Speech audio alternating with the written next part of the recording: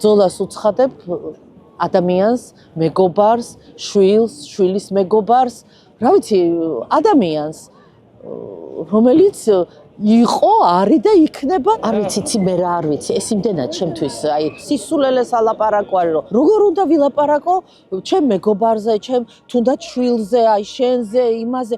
ჩემი, რა ვიცი, ყველაფერი ჩემი ცხოვრება არიან, განუყოფელი ჩემი ნაწილი არიან, ჩემი მეგობრები არიან, ნათესავები, მეგობრების შვილები. მე ვერ ვანსხოვებ, აი ამ სიტყვა განსხვავებასაც ვერ ვამბობ სიტყვას. და მეორეც ერთი იცით რა, არ ვიცი, ამასთან ბრძოლა ადამიანს როგორ უნდა გამოუცხადო, არ ვიცი, მიჭირს ამაზე საერთოდ ლაპარაკი. ეხლა თუ ეს ტენდენცია წავიდა, მათი ცხოვრება, რომელიც არ არის იოლი, ბევრად გართულდება და თქვენ წარმოიდგინეთ მათი მშობლების და მათ გვერდზე მყოფი ადამიანების, იმიტომ რომ მათ შეიძლება ძალიან ბევრი რამე აეკრძალოთ. მეგობრობაც კი. ერთ-ერთი ყველაზე საშიში კანონია ჩემი აზრით და პირველ რიგში იმიტომ, რომ არის ბუნდოვანი. ანუ მის ინტერპრეტირება შეიძლება ნებისმიერი მიმართულებით. ამის რეგულირება ძალიან რთულია. მე ხი მოიმატებს ნებისმიერ ადამიანზე, იმიტომ ნებისმიერ ადამიანმა შეიძლება მოიაზროს თავი დამნაშავედ.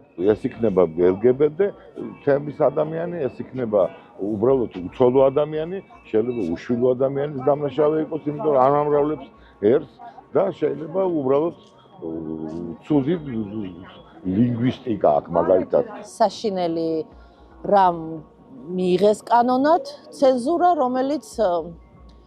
რომელიც ძალიან ცუდ შედეგებს დადებს თუ დროზე რაღაცნაირად არ უშველეთ ამ ყველაფერს. რა თქმა უნდა, გადავა ეს ხელოვნებაში და თუნდაც ელემენტარული მაგალითი რომ მოვიყვანო, თქვა ჩემი ცოლის დაქალებში, ის ყველაზე ალბათ ერთ-ერთი მძიმე ამბავი, რაც გათამაშდა რამოდენიმე სერიაში, სადაც კლავენ, როგორც კლავენ მართლა სინამდვილეში, ტრანსგენდერს.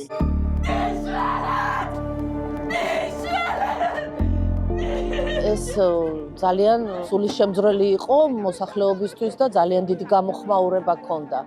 მაგრამ სავარაუდოდ თუ მთლიანად ჩემი ცოლის დაქალები არ აკრძალეს, რაც აბსოლუტურად შესაძლებელია, ამ დიდ ეპიზოდებს, რა თქმა უნდა, ულაპარაკოთ ამოჭრიან და არა მარტო ამ ეპიზოდებს. იცით რა, თუნდაც ეს ერთ სერიალზე რო ვილაპარაკოთ, იქ მათი გადმოსახედიდან იმდენი რამეა დასაჭრელი. ყველაფერი შეიძლება აიგრძალოს თეატრში. შექსპირის პიესებში, მაგალითად, კომედიებში, გადაცემების კომედიებია ძალიან ბევრი. მოლიერი საერთოდ ალბათ აღარ უნდა დაიდგას. და ბევრი რამ, გააჩნია, ყველაფერს შეგიძლია მოეჭიდო და ყველაფერს შეგიძლია აუშარდე აი ამ კანონის მიხედვით. გარდა ამისა ვერ გავიგე ვინ იქნება პროკურორი. ანუ ნებისმიერი წერია დაინტერესებული რაღაცნაირი პიროვნება.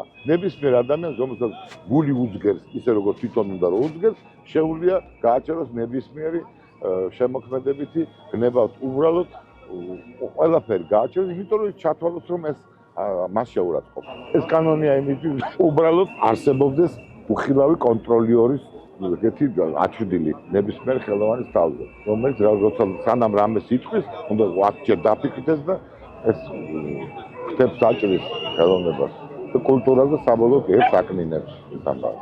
ცენზურა არ შეეხება მარტო ერთ თუ ორ სფეროს, შეეხება არა მარტო სახელოვნებას, ეს გადავა უნივერსიტეტებშიც და სასწავლო პროგრამებშიც და სულ ყველგან, იმიტომ რომ ეს არის საშინელი რამ, რაც ორი ფეხით არ მოდის, ეს ფეხები ეზდება, დიდდება და მოიცავს აბსოლუტურად ყველა სფეროს. ცენზურა არის საერთოდ მე მგონია რომ სიმსივნესავით. ეს მერე ისე სახეცვლილებას განიცდის და ისე შედის და ისე მიედმოედება ყველანაირ ადამიანის ცხოვრებაში, სწავლა-განათლებაში, ჯანმრთელობის სისტემაშიც ალბათ სულ ყველგან, რომ ეს უბრალოდ დაუშვებელია.